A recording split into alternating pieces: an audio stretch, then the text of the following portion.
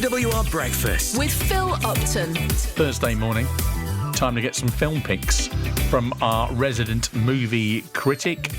Always picks their good, something that they would recommend we watch, a bad, something that they would say we need to spell well away from, and also something we can watch at home in an on-demand choice for you. James Luxford is back with us once again. Morning, James. Good morning.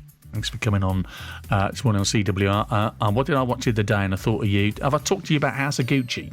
No, not yet, but I think we probably talked about it when it came out, but not recently, no. Did get to finally watch it over the weekend. How good is Lady Gaga in that? She just owns every scene, doesn't she? She's in that. Yes, absolutely. I've sort of called that movie sort of Dynasty with a huge budget, and it's got that out of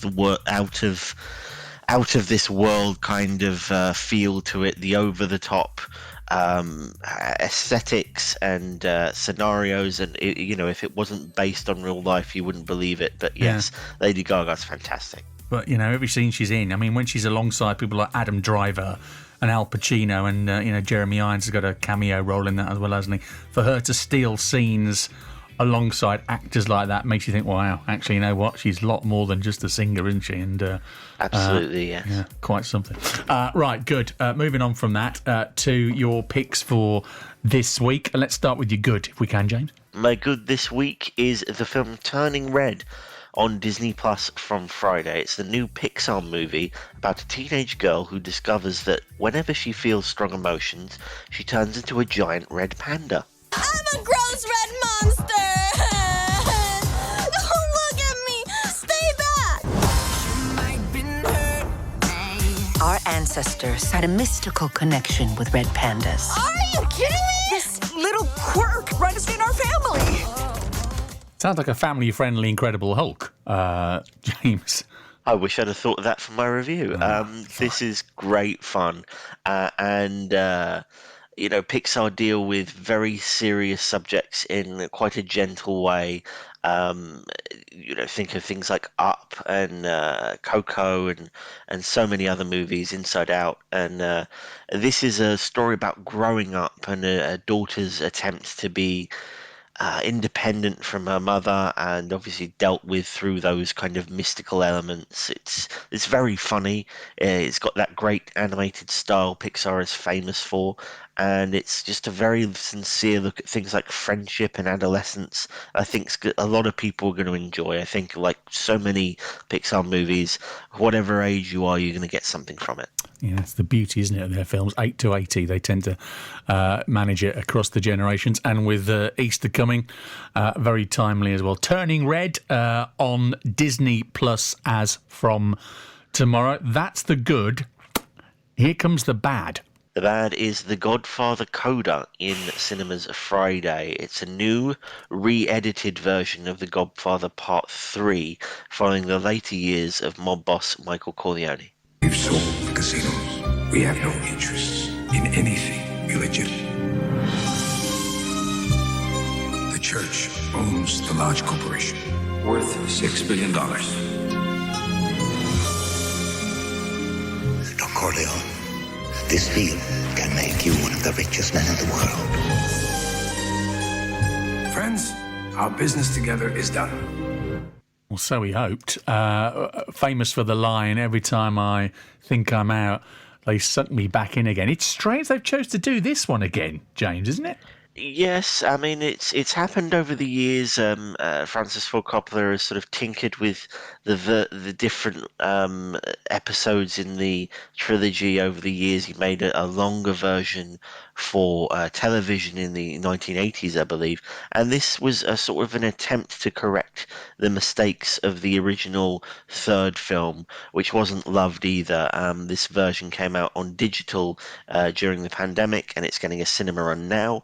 But for me, it's not really worth checking out. The Godfather Part 3 is one of those infamously disappointing movies, and there's a few tweaks here and there, but nothing that puts it on par with the first films. It sort of remains one of the biggest cases of a sequel too far, I think. Yeah, spot on.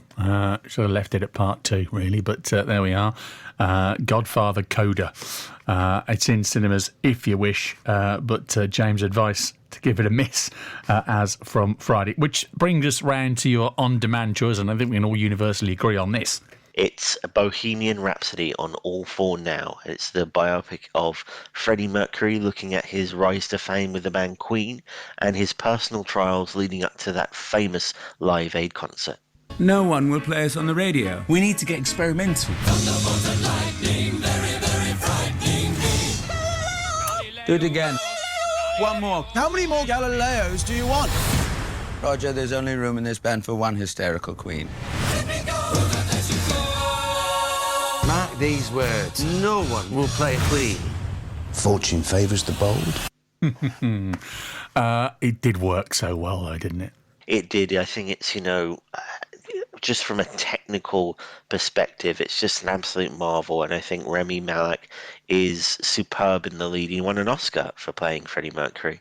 And the Live Aid footage is wonderful. There are several YouTube videos that show just how accurately they recreated it, just putting the original footage next to what they shot for the movie. I like all biopics, it's a bit glossy when it comes to the darker moments in his life, but the affection for the great man and the music and the band is absolutely there.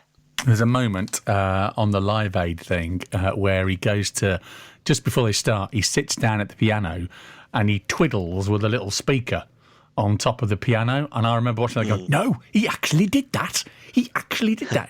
And that sort of attention to detail. Just your opinion, James. That clearly worked in the same way that maybe Rocket Man, Taron Egerton as Elton John, didn't quite have the same appeal. Why did the one work so much better than the other, do you think? Huge music stars, huge fan bases, and the catalogue of music can't be questioned. But as a movie, one translated, didn't it, to the movie screen better than the other, I thought. I think possibly Rocket Man is more an exploration of a man rather than sort of the music and how we felt about the figure, whereas Bohemian Rhapsody is very much the symbol of Freddie Mercury and the songs, the inspiration that we sort of perceived through the TV screens. So maybe perhaps that sort of perspective gave it a little bit of an edge over Rocket Man.